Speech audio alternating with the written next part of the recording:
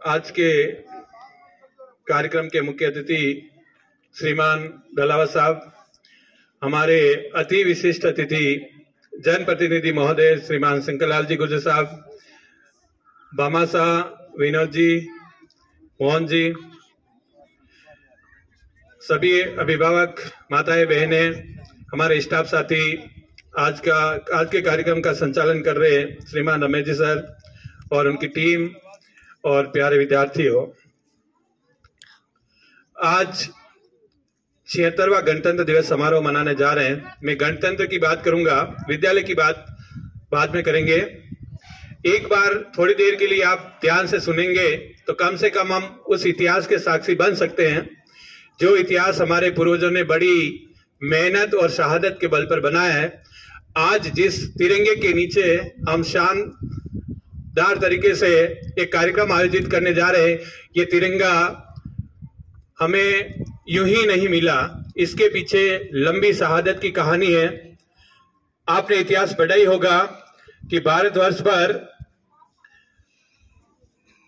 लगभग 1000 वर्ष तक, क्योंकि मैं आगे के इतिहास की और बात करूंगा, उससे पहले 1000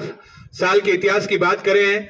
1947 से पहले तो बहुत ही उथल फुथल का इतिहास था। हमारे देश में कई आक्रांताओं ने लगातार इस देश पर आक्रमण किए और इस देश के सामाजिक ताने बाने, यहाँ के जो तंत्र था उसको पूरी तरह खोखला कर दिया,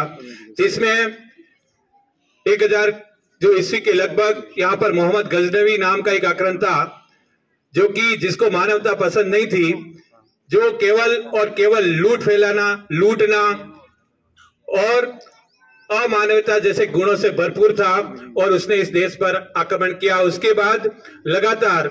एक दिल्ली सल्तनत के समय भी काफी थोड़े बहुत समय के लिए स्थिरता रही, लेकिन लगभग आक्रांता इस देश को लूटते रहे। बाद में मुगल साम्राज्य बना, उसमें भी लगभग यही हाल हुए। एक स्थिर शासन होने के बावजूद भी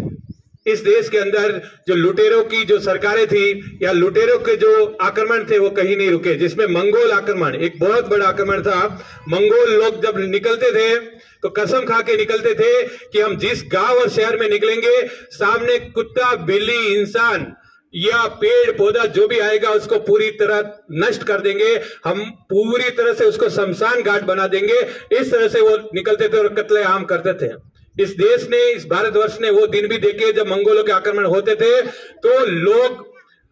अपने आप को ईश्वर के हवाले कर देते थे, क्योंकि अब मरना है। और उस साम्राज्य के अधीन पूरे विश्व में हालांकि मंगोलों से बहुत ज्यादा लोग